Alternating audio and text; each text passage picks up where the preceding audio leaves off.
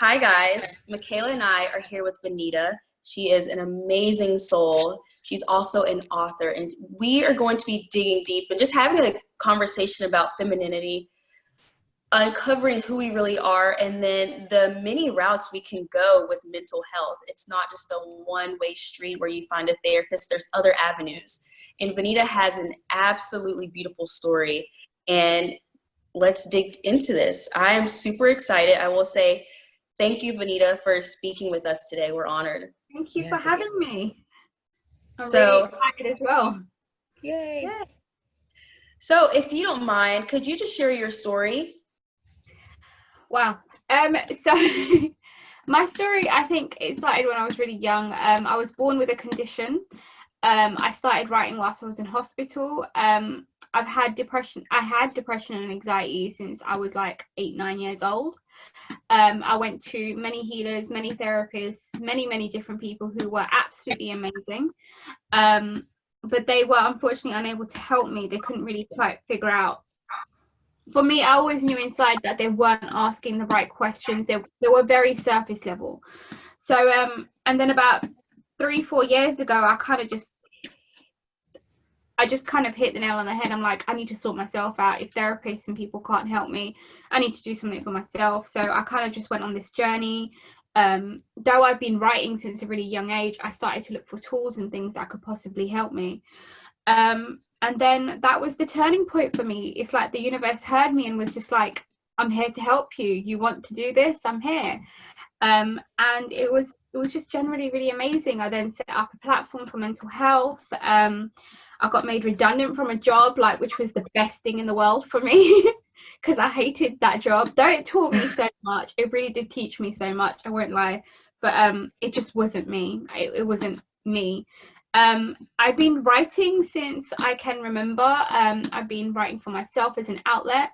But then at the age of 17, I was in a media class, which I found really boring, and then ended up writing a little script for a scene for a script.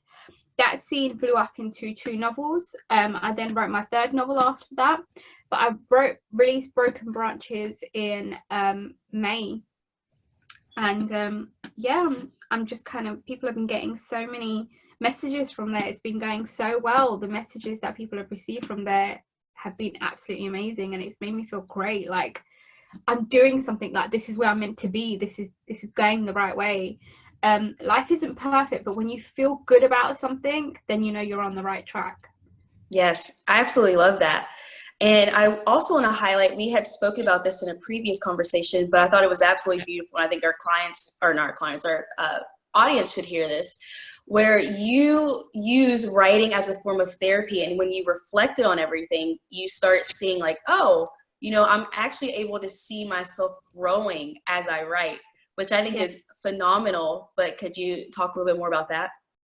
So at the age of 17, when I wrote Broken Branches, I did not realize the lessons that I put in there. Like I didn't realize the messages that I put in there. It was quite frightening. And then when I kind of started, I've been editing it for like 13 years, but when I started working on myself in terms of the tools and etc., I realized that I was portraying everything that I wanted to be, like the person I am inside, but we're made up of so many opinions, we don't realize who we really are. Kindness was something I was so strong about, and I didn't realize that at the age of 17. Wow. And here I am sitting here now, like always talking about kindness, like something so simple, but the world, if I'm to really honest, is incapable of doing sometimes. You really do see yourself growing through the writing. And another thing that I realized, I wrote about this a while ago. So one thing I started to do 3 years ago, I just made it up in my head to start doing it. I noticed that my thoughts were very intrusive, and they kept getting in the way. And I say this to a lot of people that are kind of trying to discover themselves, is to record your thoughts. You don't have to have a notepad. You have a mobile. We're living in the 21st century. Like we have mobiles. Write all your thoughts down. And one thing I noticed, I think a lot on the train. Like my mind just goes into haywire whilst I'm on the train. And when I started to record my thoughts, and then at the end of each day, I'll put a red line through every intrusive thought that did not need to be in my mind. And slowly you start to realize that the thoughts that are there are not yours. They're belonging to somebody else. You grow through that. So yeah, writing is an amazing way to go through, grow yourself through. I can't say it enough, and I say it a lot to people. And one question that I get a lot, and this is probably like swaying off a track a little bit, is that I get this a lot in from the writing community for interviews, and I'm not going to lie, it's a very annoying question, is do writers need an ego to write? No, because if you're writing from the ego, you're not writing from yourself. You're writing for other people, and you're writing from perceptions. That's not your heart. And I think that's the amazing thing about writing. It allows you to put your mind to the side and just completely write, and you discover yourself through that. I completely agree with you, because I love to write, and I think I'm more of, let me just kind of grab my journal, favorite colored pen, and just let my brain and my hand communicate and just write. Usually there's not something that I want to say. I mean, more often than not, it's something that I'm trying to figure out. But again, it's the thoughts, like you said, they're just coming in. And when I write, I don't think about it. I really just kind of go from pen to paper, because that's how I like to do it. And it's pretty much word vomit, but then I go back through it and it actually makes sense. But had I tried to actually try to manipulate it in some way in order to try to find the answer, it obviously would not have worked. So I think that's the important part, is getting rid of those intrusive thoughts, or writing them down, writing through them, whatever, what have you. But it's such an amazing tool. And it was actually one thing that I learned from one of my favorite teachers in grade school. Every single morning we would journal for the first 30 minutes of school. And she would, and we could write about anything we wanted. It could be personal, we could create a story, we could write about things that were bothering us. At school.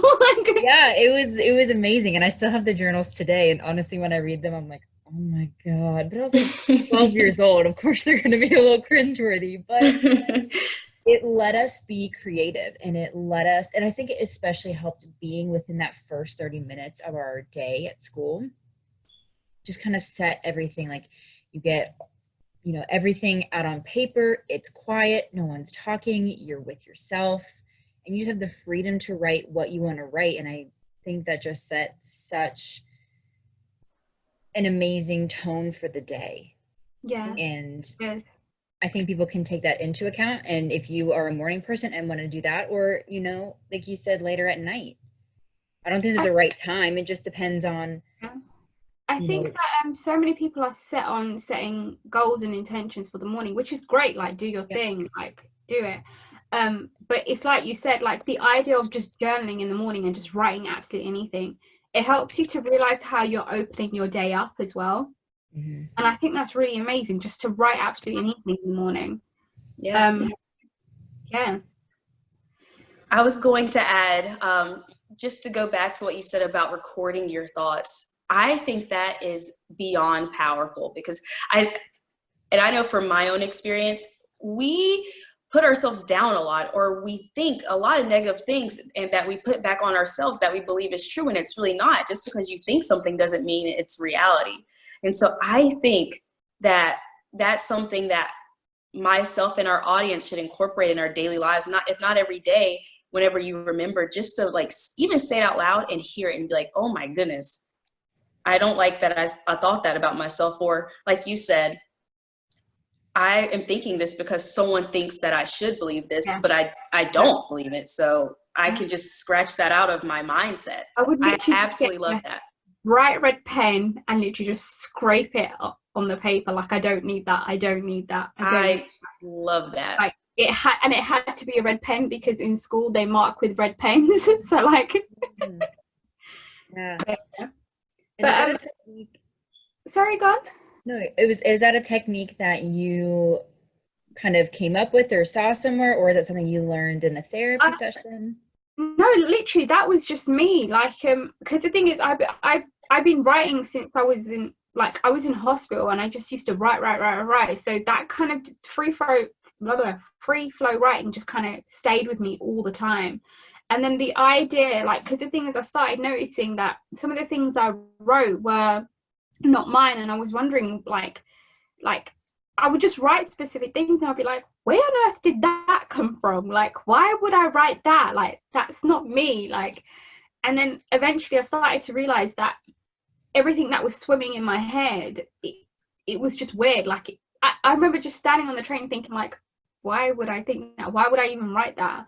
And then I just started to just write on my mobile, like the little notes section. I just started to write something on my mobile. Anything, any thought that came to me that would kind of swim and make a whole load of trains, I would just write it down. So yeah, that's just generally something that came to me. Something that I wanted to mention was about books as well. Like, books, I was in hospital when I started to read. I remember I would like watch the TV and I would get really, really bored of it. And the person that was helping me, he came up to me and gave me a book, and he was just like, this would really, really help you. And he gave me Peter Pan. And from that point forward, I just became obsessed with Peter Pan. And that was where my whole imaginative journey just began. And that's when I realized, like, stories don't have to be basic. They can be absolutely anything. And I think if I didn't have the story of Peter Pan with me, I don't think I would have wrote anything. I don't think I would have become imaginative. I don't think I would have swayed into the creative world. Like, it's really weird, the things that come into our life and kind of just change everything. Yeah. And how old were you when you were in the hospital and you first got that book? When I got that book, I was about 6-7 years old, I think. Yeah. Okay. I remember I was just sitting there and I was just writing and writing, and the TV wasn't holding my attention, and I think I must have had like an X-ray or something coming up. And my consultant, he realized that I write a lot. I write so much, and he just used to watch me being like, this girl, like, she just doesn't stop. And and he was just like, I think this book will really help you, like, just generally. And I think, like, having the condition that I have is forced me to grow up so fast, and the story that he gave me just really helped me to stay young. And I think that's another thing that this world does. It really forces you to grow up so fast. It doesn't give you a chance to be a child. And I think it doesn't give you time to process things. And that's why, and just learn how to grow, not just physically, but mentally too. If there's an issue, we need instant gratification to fix it or cure ourselves. Or if we're not feeling well, we need to find a vice to distract ourselves. In this day and society, it does make me sad that we just don't sit and process and think. And also, and like tying that into books, a lot of people don't read anymore because you can go look at TV and, you know, get something summarized within an hour, versus reading a book and just sitting outside and just even noticing how my lifestyle has changed. Reading a book, I have to like schedule it in, versus when I was younger, I love doing it. So I think it's something you mentioned, right? Before I forget, Jasmine, like, this whole, everyone's really played with the idea that they need to somehow fix themselves or that they're broken. Mm-hmm. One thing, like, I really am keen on saying, and something that I've learned as well, is that everything that happens to us for a reason. Like, we do not need fixing. We are not broken. The struggles that we go through in life, like, they're there for a reason. They're there to, like, build us up into who we are actually supposed to be. If I did not have all the struggles that I had and all the things that have happened to me, I would not be where I am right now. And it's not about fixing yourself. It's about coming back home to yourself. Like, it all is a journey to bring you back to the person that you are essentially meant to be. If I hadn't lived through all those things, and where people are just like, and it's exactly like you said, it's quite sad that we don't sit there and process our emotions. If I did not realize how much our mind can control us, then I wouldn't have discovered emotions as a really amazing tool. They are strength, and they can really push us to go forward. It's like you said before really nicely as well. It's about the mind, body, and the heart. It's about bringing that together.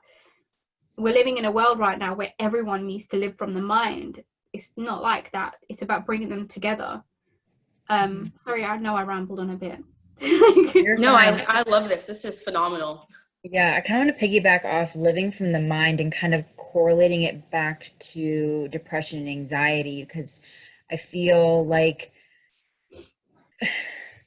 probably like 90% of the population, and this is just a random guess, living from the mind, very robotic, very, I have to check these boxes off for the day to be successful, to be happy. But really, you sit back and you might be complaining about the job you're in right now. You might be complaining about your home, your car, your family situation, your relationship situation, all these different things, because you're so out of alignment, you don't understand what it is that you need.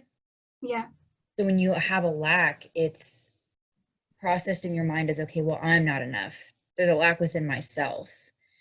And, then you get sad. And then, depending upon the person, the situations, obviously, it can either escalate very suddenly and you can become very depressed and anxious. And, there are consequences to that. But I also think that even if you are at like the higher end of the spectrum, like very emotional, very anxiety driven, yeah, or you're kind of mediocre, no matter where you are on that spectrum, there are ways to get out of that.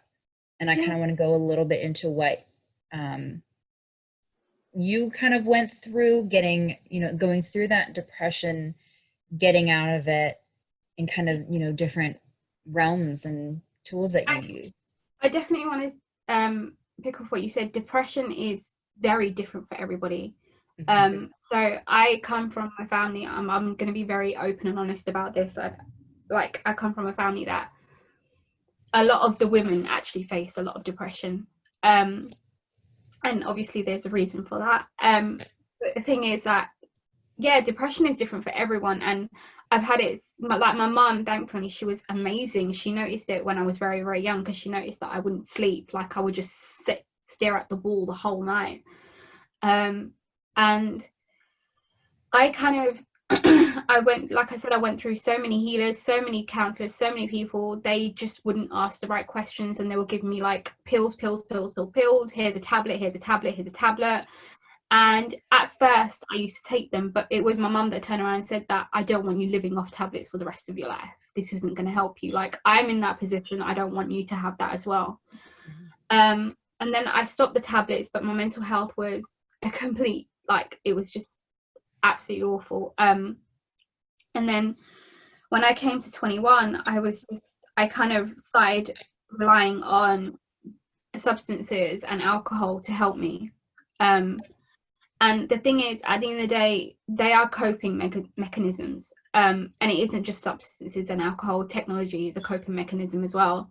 When people don't want to feel, they go straight to the TV, switch it on to switch their mind off. That is a form of depression. When you are using something to stop you from feeling, that is a form of depression. That is resistance to your own feelings. And then when I was in the job, I think the job was just the thing for me. Like, it put me into, it's what you said, it put me into a robotic system. I was waking up in the morning, going to a job I didn't like, and then I would actually finish all my work by 12 o'clock to sit in a room and write my novel, because I didn't like the job I was in. I was avoiding it. And then I would come back to 3 o'clock and then sit in a load of meetings that I didn't really contribute to, because I wasn't happy in the job. It wasn't giving me anything. Like, it wasn't fulfilling me. Not that a job fulfills you, but it wasn't helping me.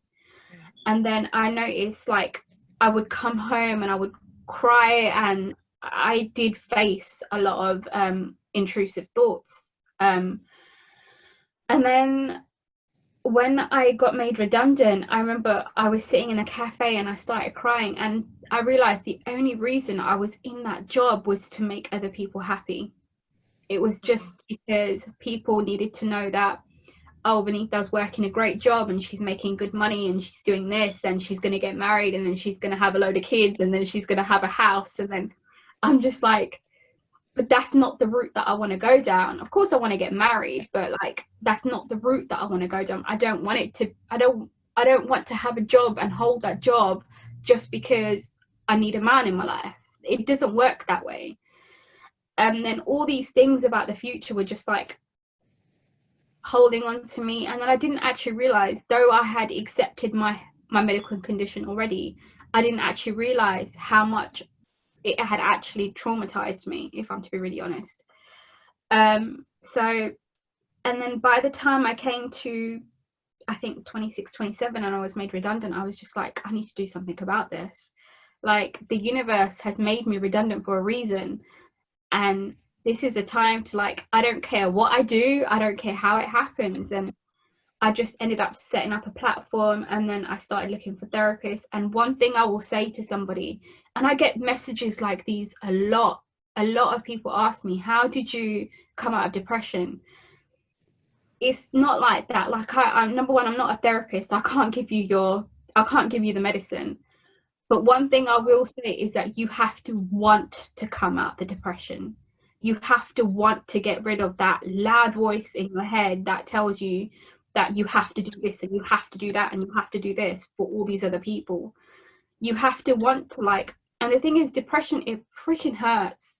It hurts like anything. It's like this massive weight on your body, and like, you just want it to go away. Like, I can't say anything else. You want it to go away, but you have to want it to go away. Like, I can't emphasize that enough. Like, you can say that, you can sit there and say that I'm upset and then switch the TV off, switch the TV on to avoid all that upsetness. But you have to want to face your demons. You have to want to look in the mirror and say, what is it about this that I don't like? Why do I not like me? You know, it's all these things that you have to face. And some people may want to use a therapist, some people may not. But for me, I found that all the tools that I went online to look for, like 3 years ago, I remember I was just like, okay, where do I start? Like, counselors would turn me away and be like, I can't help you. Like, they would actually say this to me. Wow. And I, instead, they would just be like, I'll give you tablets and you can have tablets, but I can't help you. And then I was just like, I remember going on my laptop and I would sit there for 4 hours every evening going through tools and tools and tools. And I had no clue what I was looking for. I had no clue what I was doing. I would just sit there for 4 hours and find these different journaling things about how I would like to be in the future, how I would like to project myself, how I would like to be this person. And I remember the questions that they would ask me, I had no idea why they were asking me, but I would ask them. But suddenly everything would shift in that moment. I would start meeting people that would want to help me. I remember I never told anybody about, like, me going solo to help myself, because I was so scared of people holding me back. And I'll tell you this much, people will hold you back. They will. The amount of times that I've had people say to me, don't you take this a little bit too far, or I don't think this will really help you, or maybe you're looking into it too deeply. Like, I've had people say that to me. And people will really try to stop you, but at the end of the day, it's up to you to realize that I'm doing this for myself and I want to help myself and I want to get better. So you just got to keep going at it. And when I would do those questions, I had no idea what I was doing. I had no idea what I was reading. But I noticed a shift happening, and everything in my life changed in my favor.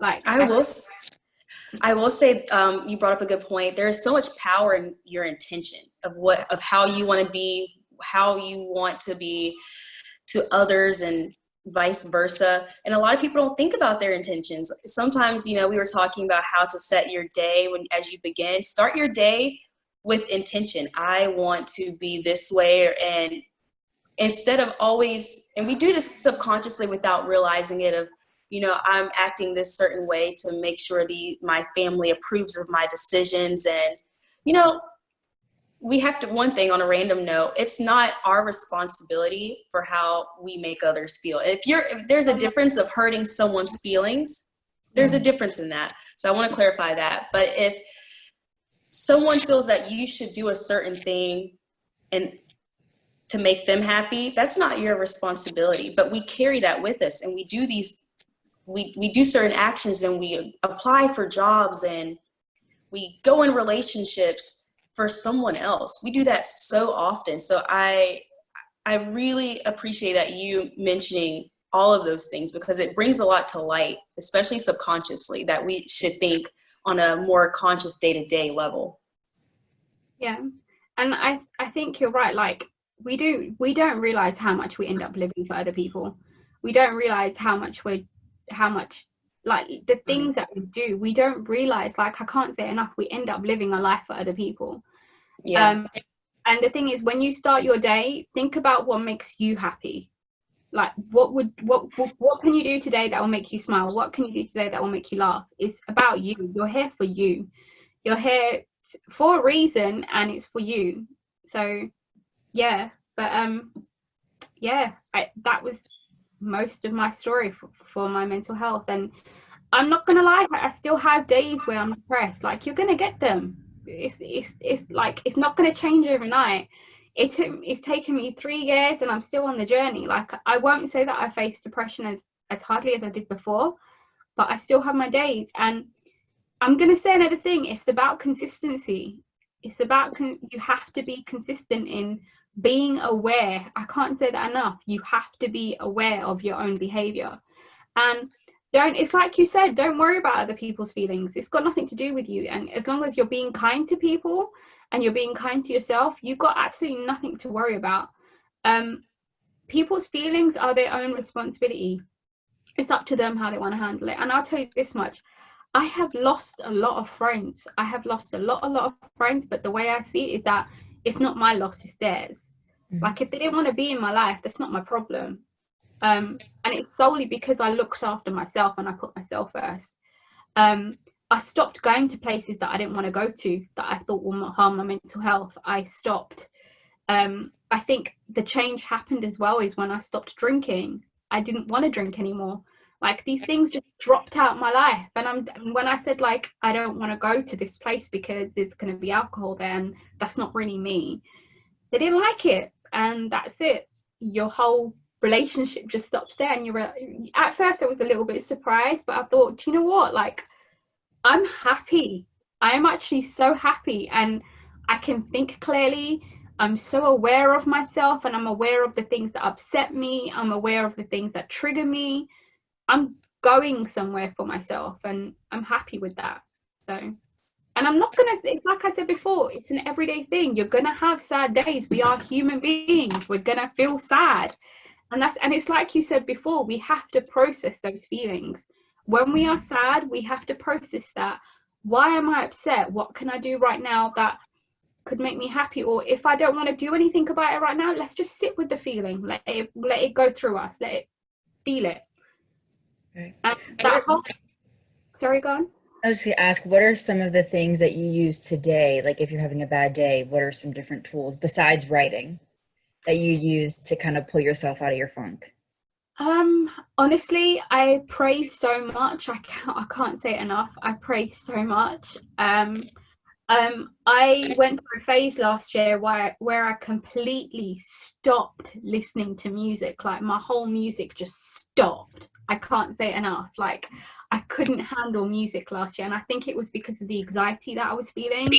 Every sound would just trigger me, and I completely stopped listening to music. And then, do you know what? The weirdest thing happened during lockdown.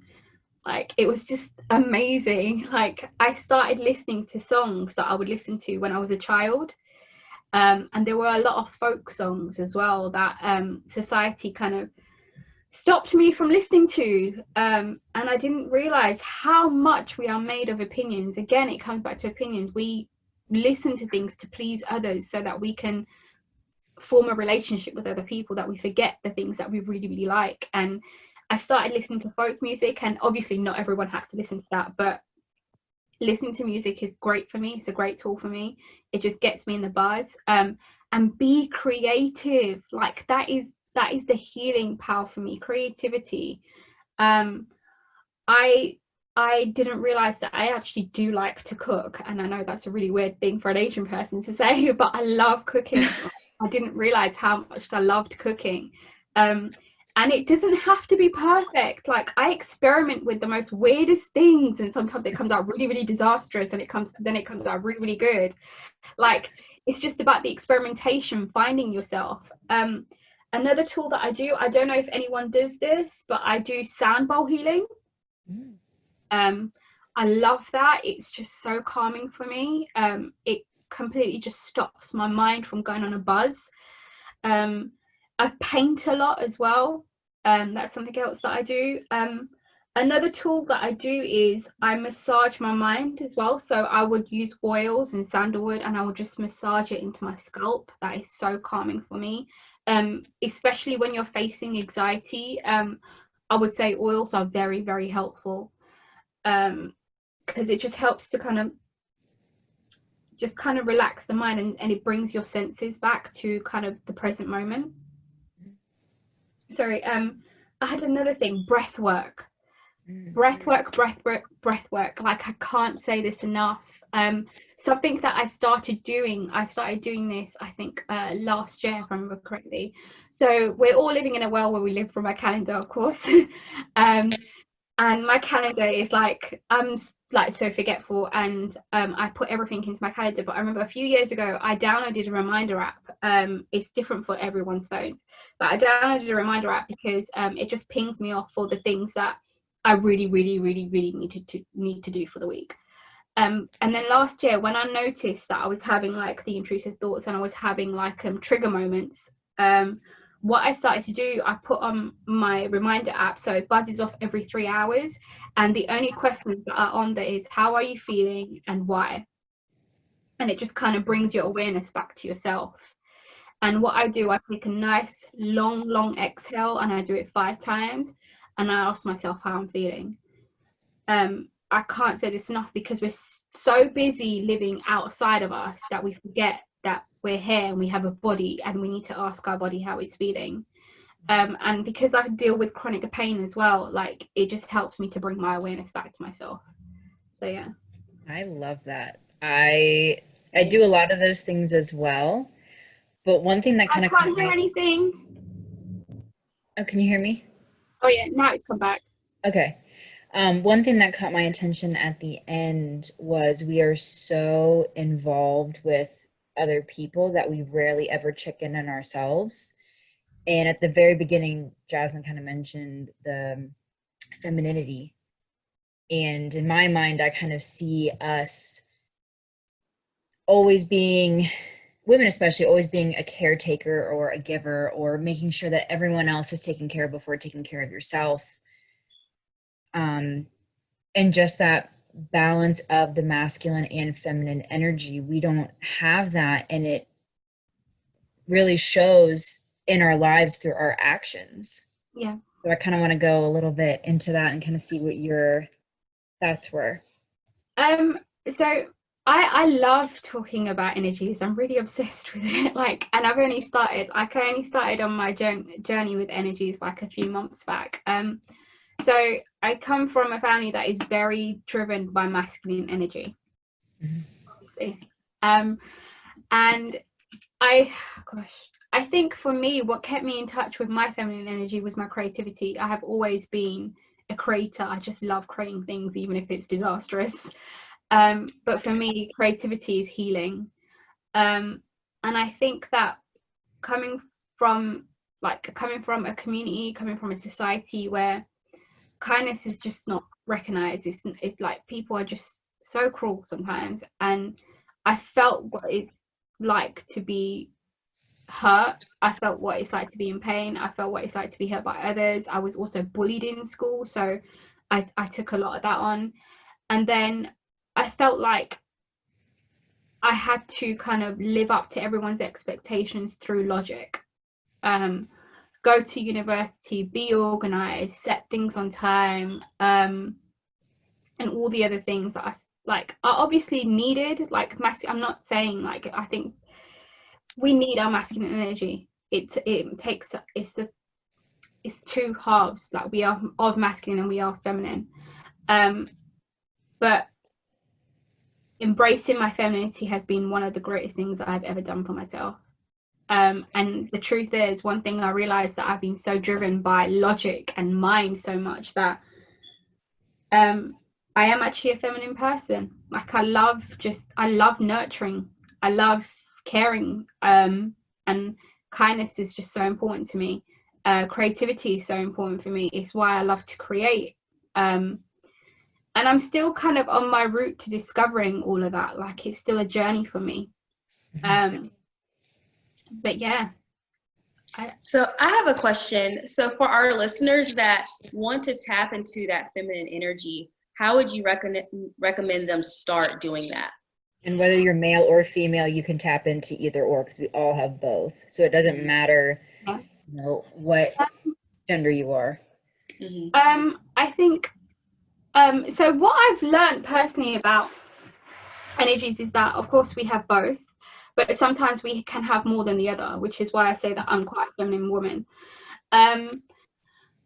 So how did I tap into my feminine energy? I think the thing is, one thing I realized was that my masculine was very, very wounded. I was like, and the way that I tapped into it is definitely through my creativity, but I will also say is through setting boundaries, learning to say no. I think that's where it came from for me. I was such a people pleaser. Like, I can't say it enough. Like, I would just say yes to everybody because I wanted to help people. And I'm not going to lie, I still love helping people. I still love being there for people. But one thing we realized is that come from a sense of pride, or does that come from us? You know, am I saying yes to this person because I want to make myself feel good? So I think boundaries for me is definitely one of them. And I'm a very empathetic person, so setting those boundaries has really helped me. And the thing is, I think I didn't, so this is going back to my novel, I didn't realize how much I was really channeling how much feminine energy is needed. One of my main characters, Kelsey, I didn't realize how much I would love to be like her. She's just of kindness and compassion, and she supports her husband, not through like violence or anything, but just through her words. Like, my words are so important to me. So I think coming back to my feminine energy is through creativity, like the clothes that I wear. What clothes do I like wearing? Makeup, like, though I've stopped wearing makeup, I still like playing with it. Like, I like messing around with it. And I think, yeah, and it's literally through my emotions, tapping back into my emotions, understanding how I feel, why I feel the way I feel. Emotions are so important. Like, I can't say this enough. Like, feel your emotions, don't resist them. They are your strength, they are not your weakness. People find sensitivity to be a weakness. It isn't, it's our strength. It helps us to be compassionate, it helps us to understand other people. So it's definitely through meditation, like grounding myself through meditation, nature, like, just, I found so much of my femininity through nature, like just sitting in the park, like, and just taking all of it in is so healing. So yeah, I know I kind of went on a rant there. I'm really sorry about that. Like, No. Oh, you go first, then I was gonna. Just gonna say, I think when a lot of people hear the word feminine versus masculine, it's this societal, like, no, it's not a bad thing, but I think people can sometimes portray it as, oh, you're feminine, you're girly, you're sensitive, you're gonna cry if I pinch you, all these things. And then if you're masculine, you're buff, you're strong, nothing hurts you. But it's not like that at all. Rather, it's different strengths through each of the energies. We all have them. Some of them, like you said, are a little bit more leaning towards one side than the other. And I've even noticed that, you know, within myself growing up and even going through my business, it's always been fluctuating. But I remember when I was a kid, I was very in tune with my feminine energy, not like being subconsciously aware of it. But I was always very sensitive, very empathetic, and I was very emotional. And not to say that, you know, I saw a picture of a puppy and started crying, but I was very in tune with the emotions of people around me. I could physically feel them, and then I would mirror them off myself because I didn't know. And then I got made fun of for being sensitive and being empathetic. And so I was like, okay, that's bad.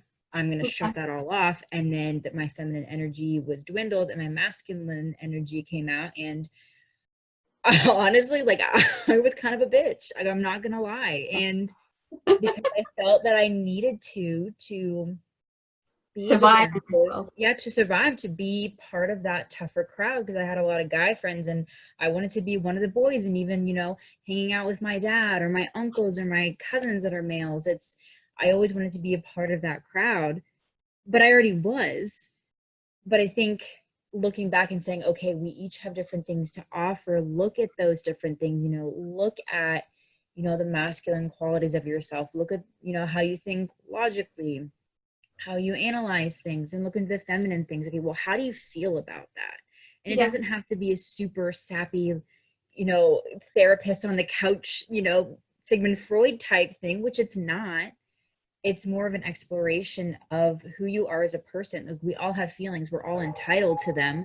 So why would we not want to explore them a little bit Yeah. when we do have tools like therapy or coaching or journaling or anything like that? We have so many things to help support us in that, and I think it should become more normal. Yeah. One thing, sorry, before I forget, one thing I want to say is that I noticed that people say that it's masculine versus feminine. It's not like that. It's about bringing them together. Mhm. So I don't know if I read this somewhere, or I'm not gonna lie, I don't know if I read this somewhere. So if it belongs to someone, I'm really, really sorry. Like, I'm just gonna say it now. But how I see it is that, like, so we have a tree, and basically the roots are the masculine energy. It's supposed to be grounded. It's supposed to be grounded, basically rooted in the earth, in whatever you want to call it. And then the feminine, it flows, it moves gracefully, and that is the branches, it's the leaves. That is, and the thing is, because feminine, we're always shedding, we're always changing. That's why we have the leaves, because they're constantly changing. But the masculine is always rooted. So it's not about feminine versus masculine. It's supposed to be it's supposed to be intertwined. It's integrated. It's together. And that's how I see masculine and feminine energy. It's a tree. And sometimes we can have more branches than we have roots, or we can have less roots or more branches. It's just about finding that in you. So yeah, I think we just need to embrace it, because as you guys both mentioned, it's a part of us. And it always saddens me when people try to diminish a part of themselves just to, you know, make themselves feel better, fit in, whatever have you. But this is one of those things. They're both aspects that we all have. We do have different levels. That's what makes us unique, but embrace those. And you will be so much more successful, fulfilled, and happier once you are able to use those to your advantage. They're here. Why not turn it into an advantage? And that's my mindset on this. I remember, I think, Michaela, you said that it fluctuates, and it's really strange because, like, you know, when I come back to my writing, I can actually feel myself going in and out of the energies. Like, it's really crazy. And the thing is, once you become more aware of it, it's like you said, you can use it to your advantage. It's just like, it's like with the feeling as well, because the thing is, as I mentioned, that I'm so driven by masculine energy because of where I come from. That's one of the reasons why I do the reminders as well, is because I forget, like, our femininity is all in the body as well. It's in our heart, it's in our body. And when I do that reminder, it makes me come back to my body, and it makes me kind of embrace more of that feminine side of me. So yeah, I just wanted to mention that. That's really powerful too, though. I really like that. I like that. And it just shows, you know, how strong our minds can be too, which we all know that, but that you can like feel when you're fluctuating, because not many people can even acknowledge that, or they're trying to push it away. So I think that's really cool. I think it's because of the fact that I write a lot. So that's why I feel it. Like I think it comes from, it's like I can literally just feel my emotions like pouring out of me when I write, and I realize that is the feminine coming back out of me. And it's for example, like if I'm writing a check, I'm completely using my logic, like, you know, but when I'm writing, I literally just feel it pouring out of me, and that's when I feel it fluctuating. And the thing is, when you're doing something, you realize which one you would need as well. Yeah. Does that make any sense? So it does. It does. It's like you said, you can use it to your advantage. And I remember a really long time ago, when I was speaking to somebody, I think I'm saying this because you mentioned we don't realize how much we're controlled by our mind, and we really are controlled by our mind a lot. It's about understanding and kind of being kind to your thoughts and just understanding them and kind of becoming aware of what you're thinking. When I was editing last year, when I was editing my novel, I was completely in the mind, and I know that's what tipped me off, and that's what got me started on understanding our energies as well. And I say this as well, I hate editing. I hate editing so much. Like, I hate it with a severe passion. Like, when someone gives me something to edit, I'm like, no, go away.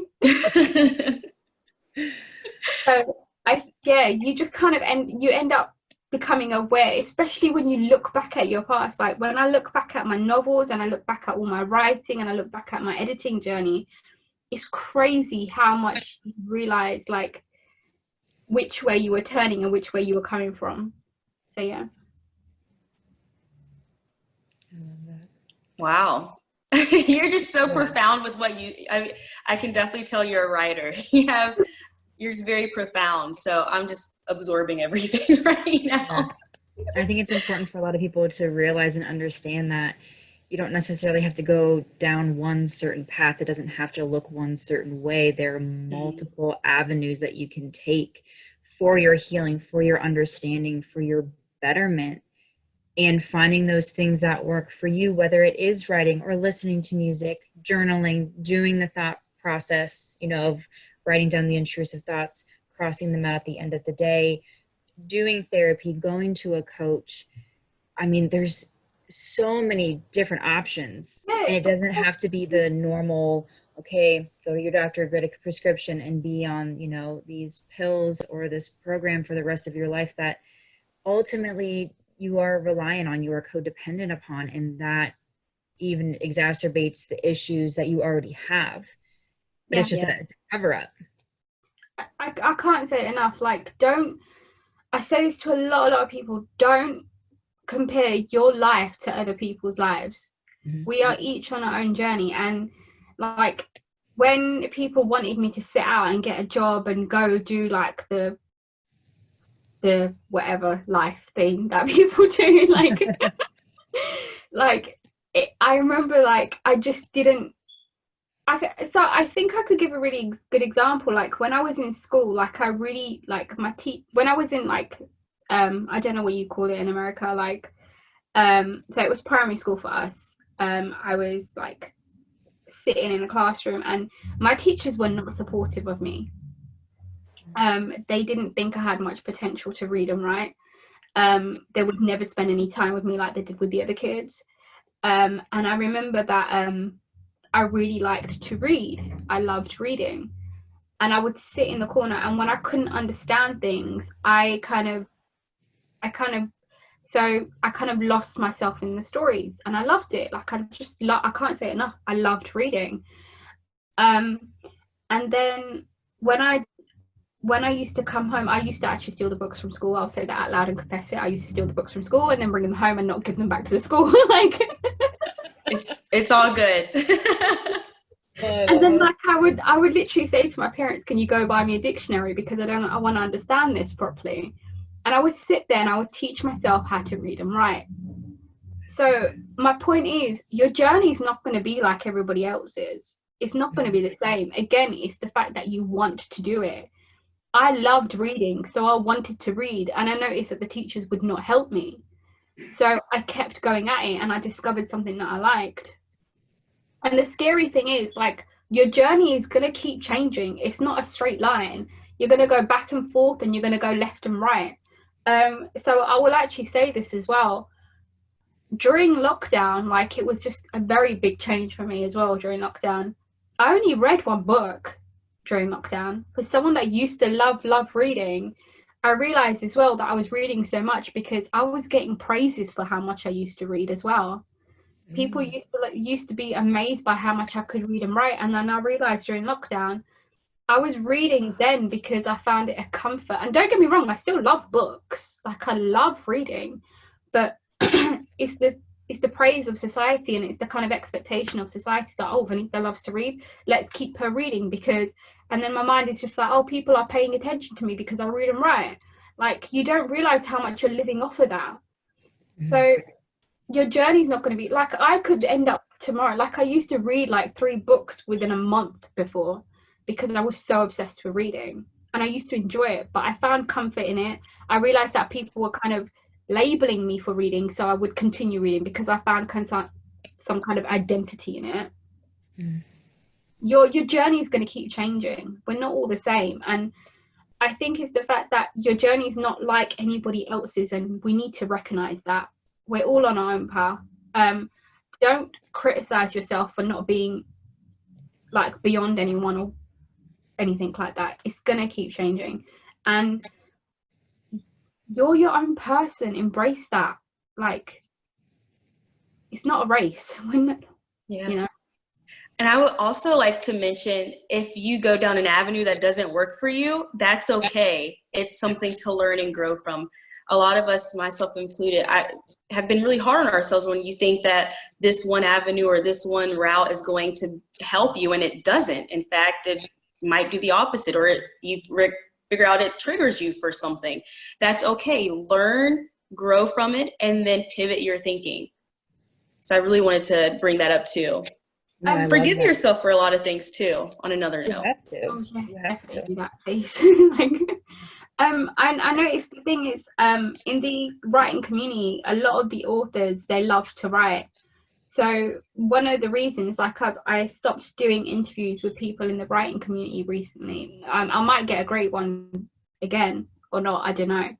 But I was really like, the writing community had this tendency to kind of like, for example, with my books as well, I remember when I was editing them, a lot of people would ask me, who are you kind of writing your books for? Believe it or not, I didn't have an audience in mind. I had no audience in mind. I would just write, and I would just edit, and I would do it from myself. And I remember thinking to myself that I'm doing this because I'm not writing for other people, I'm writing for myself. And I don't want to take into account other people's opinions and other people's books, because if I do that, then I'm going to be writing for a market, and I'm going to be writing to sell. And my book is not going to be about the things that I can give. It's just going to be rechurning stories that we've heard 1,100 times. And so I know I have a point to what I'm saying, and it'll probably get there. Like, Yeah.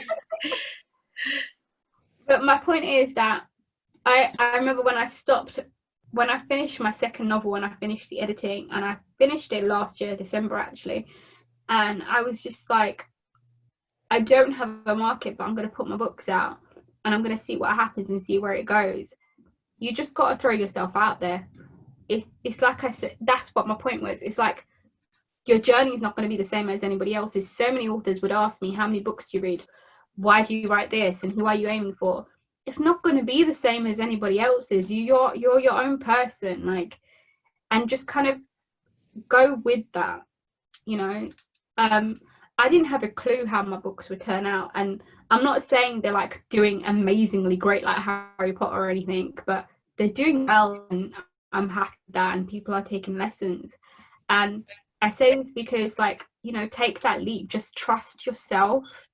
Like, you really have to have trust in yourself. And I say this again with intuition, if something feels right, go with that. Like, your intuition will never lead you the wrong way. That's a really good segue. We like to do 3 takeaways for our listeners. So I kind of want to give the floor back to you. What are 3 takeaways that you can give our audience about self-care, you know, pretty much encompassing everything that we've just talked about in the last hour? It's 3 points. Okay. In regards to self-care, I would definitely say self-care is different for everybody. I'm very, very strong with my self-care regimen, but flipping learn to say no to people. I can't say enough. Like, just say no to people, and the people that will let you realize that don't listen are the people that are not supposed to be in your life. Like, if people don't respect your boundaries, it's because they have no respect for themselves. If people don't honor your boundaries, it's because they don't know how to honor themselves. I can't say that strongly enough. If you need self-care regimens in your life, do it, and do it intuitively. Like, trust yourself with what you do. Another thing that I will say is I'm a very, very strong advocate for kindness, and I will continue to be. Honestly, I can't say it simply enough. Just be kind to people, like, and be kind to yourself. Like, at the end of the day, people are only going to be kind to you as much as you are kind to yourself. If you show yourself compassion, if you show yourself kindness, people realize the kind of level of kindness that they need to give you. And I think we're living in a world where we can't tell people, we have to model it. So I don't tell like, when people want advice, I literally say to them, I can't tell you what to do, you need to do it yourself. Like, you have to trust yourself. And at the end of the day, we're all taking inspiration from each of us. So I think modeling it the way through is the way to go. I think in regards to my books as well, it's taken me on such an incredible journey. I can't say it enough. Like, it's taken me on such an amazing journey. My characters have taught me so much. Was that a dog in the background? That's so cute. Like, so yeah, my characters have taken me on such an amazing journey, and they've just taught me so much. And one thing I will say is that with what you're passionate about, with what you love to do, trust yourself with it and just go do it, you know. But we're all on our own journey. There's no race. Just go with your own flow and do what makes you happy. And in regards to, like, femininity, embrace your femininity, embrace your kindness, your compassion. This world really needs it. So yeah, I like that. I will say, I think Milo, he's our other co-host, he definitely agrees, so shout out to Milo. But also I want you to share more about your books and where people can find you as well.